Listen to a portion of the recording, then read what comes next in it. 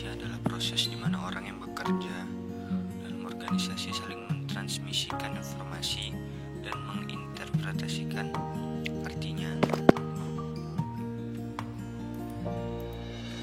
Yang penting komunikasi dalam organisasi diperoleh komunikasi yang efisien dan efektif. Komunikasi yang efektif terjadi bila artian yang dimaksudkan oleh pengirim berita dan artian yang ditangkap oleh penerima berita itu sama dan satu. Sedangkan komunikasi yang efisien terjadi bila biayanya minimum berdasar sumber daya yang dimanfaatkan. Komunikasi formal adalah suatu proses komunikasi yang bersifat resmi dan biasanya dilakukan di dalam lembaga formal melalui garis perintah atau sifatnya instruksif berdasarkan struktur organisasi oleh pelaku yang berkomunikasi sebagai petugas organisasi dengan status masing-masing yang tujuannya menyampaikan pesan yang terkait dengan kepentingan dinas. Suatu komunikasi juga dapat dikatakan formal ketika komunikasi antara dua orang atau lebih yang ada pada suatu organisasi dilakukan berdasarkan prinsip-prinsip dan struktur organisasi. Berikut ini salah satu pengalaman pribadi saya tentang komunikasi formal. Dalam komunikasi organisasi formal terdapat pula komunikasi ke bawah, komunikasi ke atas, komunikasi horizontal, dan komunikasi lintas anggaran atau diagonal. Di dalam penelitian ini dibahas penelitian dalam komunikasi ke bawah atau downward communication dan komunikasi ke atas atau upward communication. Komunikasi ke atas atau upward communication. Komunikasi ke atas adalah pesan yang mengalir dari bawahan kepada atasan atau dari tingkat yang lebih rendah kepada tingkat yang lebih tinggi. Semua karyawan dalam suatu organisasi kecuali yang berada pada tingkatan yang paling atas mungkin berkomunikasi ke atas. Tujuan dari komunikasi ini adalah untuk memberikan balikan, memberikan saran dan mengajukan pertanyaan. Komunikasi ini mempunyai efek pada penyempurnaan moral dan sikap karyawan. Tipe pesan adalah integrasi dan pembaruan. Secara umum komunikasi vertikal ke bawah dapat diklasifikasikan atas 5 tipe, antara lain intrusi, tugas atau pekerjaan, yaitu pesan yang disampaikan kepada bawahan mengenai apa yang diharapkan dilakukan mereka dan bagaimana melakukannya. Pesan itu mungkin bervariasi seperti perintah langsung, deskripsi tugas, prosedur manual, program latihan tertentu, alat-alat bantu melihat dan mendengar yang berisi pesan-pesan tugas dan sebagainya. Rasional pekerjaan adalah pesan yang menjelaskan mengenai tujuan aktivitas dan bagaimana kaitan aktivitas itu dengan aktivitas lain dalam organisasi atau objektif organisasi. Kualitas dan kuantitas dari komunikasi rasional ditentukan oleh filosofi dan asumsi pimpinan mengenai bawahannya. Ideologi, pesan yang mengenai ideologi lebih mencari antusias dan sokongan dari anggota organisasi guna memperkuat loyalitas moral dan motivasi. Informasi. Pesan informasi dimaksudkan untuk memperkenalkan bawahan dengan praktik-praktik organisasi, peraturan-peraturan organisasi, keuntungan, kebiasaan, dan data lain yang tidak berhubungan dengan instruksi dan rasional. Balikan adalah pesan yang berisi informasi mengenai ketepatan individu dalam melakukan pekerjaannya. Salah satu bentuk sederhana dari balikan ini adalah pembayaran gaji karyawan yang telah siap melakukan pekerjaannya, atau apabila tidak ada informasi dari atasan yang mengkritik pekerjaannya, berarti pekerjaannya sudah memuaskan. Menyampaikan keluhan, menyatakan bagaimana pikiran dan perasaan mereka mengenai pekerjaannya, teman sekerjanya, dan organisasi. Komunikasi horizontal. Komunikasi horizontal terdiri dari penyampaian informasi di antara rekan-rekan sejawat dalam unit kerja yang sama. Unit kerja meliputi individu-individu yang ditempatkan pada tingkat otoritas yang sama dalam organisasi dan mempunyai atasan yang sama. Komunikasi horizontal adalah pertukaran pesan yang sama tingkatan otoritasnya dalam organisasi. Pesan mengalir secara horizontal. Pesan ini biasanya berhubungan dengan tugas-tugas atau tujuan kemanusiaan seperti koordinasi, pemecahan masalah, penyelesaian konflik. Komunikasi horizontal mempunyai tujuan tertentu, di antaranya adalah sebagai berikut. 1. mengkoordinasi tugas-tugas.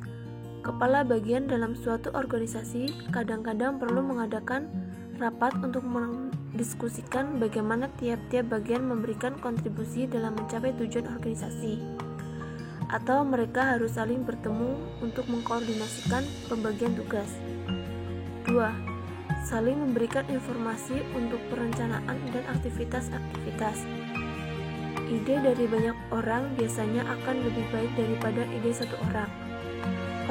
Karena itu, komunikasi horizontal sangatlah diperlukan untuk mencari ide yang lebih baik. Dalam merancang suatu program pelatihan atau program hubungan dengan masyarakat, anggota dari bagian perlu saling berbagi untuk membuat perencanaan apa yang mereka akan lakukan. 3. Pemecahan masalah yang timbul di antara orang-orang yang berada dalam tingkatan yang sama. Melalui komunikasi horizontal, masalah yang akan dihadapi akan dapat terpecahkan, atau dengan adanya keterlibatan dalam pemecahan masalah akan menambah kepercayaan dan moral karyawan. 4. Menyelesaikan konflik di antara anggota yang berada dalam bagian organisasi dan juga antara bagian dengan bagian lainnya. Penyelesaian konflik ini penting bagi perkembangan sosial dan emosional dari anggota dan juga akan menciptakan iklim dan organisasi yang baik. 5. Manajemen pemahaman yang sama. Bila perubahan dalam suatu organisasi diusulkan, maka perlu adanya pemahaman yang sama antara unit-unit organisasi atau anggota unit organisasi tentang perubahan itu. Untuk itu, mungkin unit satu dengan unit lainnya mengadakan rapat untuk mencari kesepakatan terhadap perubahan tersebut. 6. Mengembangkan dukungan interpersonal. Karena sebagian besar waktu kerja karyawan berinteraksi dengan orang lain dalam pekerjaannya, maka mereka memperoleh dukungan hubungan interpersonal dari temannya. Hal ini akan memperkuat hubungan di antara sesama karyawan dan akan menumbuhkan kekompakan dalam menyelesaikan kerja kelompok. Interaksi ini akan mengembangkan rasa sosial dan emosional karyawan. Selanjutnya, keterbatasan komunikasi formal. Meskipun sangat penting bagi organisasi besar, namun dampak saluran komunikasi formal kurang menguntungkan dari sudut pandang individual maupun organisasi. Dilihat dari sudut pandang individual, komunikasi formal sering membuat frustasi atau menjengkelkan bagi pihak tertentu, khususnya mengenai keterbatasan untuk masuk ke dalam proses pengambilan keputusan.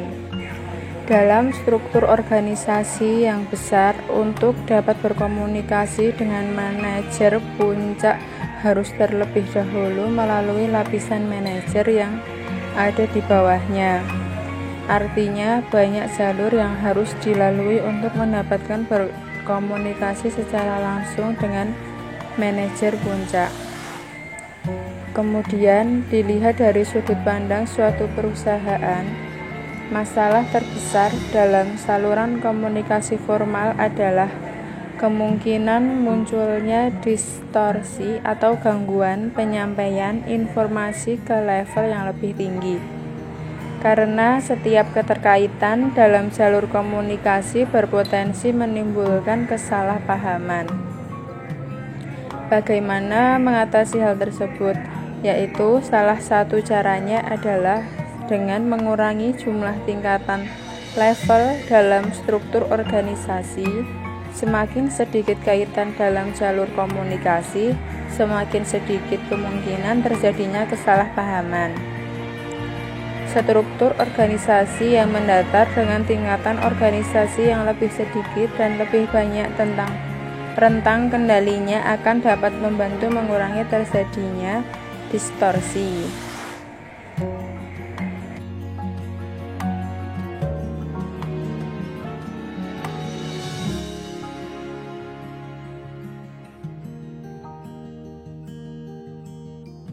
aku bosan nih. Oh iya, besok aku, Nuryanti, Dea sama Jundi mau pergi ke pantai. Gimana kalau aku telepon Nur dulu ya? Halo Nur, apa kabar? Halo juga Mar, apa kabar? Baik, kamu gimana? Alhamdulillah baik juga. Oh ya Mar, besok kita jadi liburan ke Pantai Anyer kan? Kalau Dea sama Jundi, jadi nggak? Belum tahu Mar, coba nanti saya langsung tanyakan kepada mereka ya. Oke. Halo Dek, bagaimana besok? Kamu jadi ikut ke Pantai Anyer kan? Jadi Nur, kita berangkatnya jam berapa? Kita berangkat setelah sholat subuh Dek. Sebelum berangkat, nanti kita kumpul dulu di rumah Amar. Oh begitu, baiklah sampai ketemu besok. Jun, besok kamu jadi ikut ke Pantai Anyer kan? Maaf Nur, hari ini aku tidak bisa karena ada acara keluarga. Oh begitu. Semoga acara keluarganya lancar ya Jun. Iya Nur, semoga liburan kalian menyenangkan ya. Baiklah, terima kasih Jun.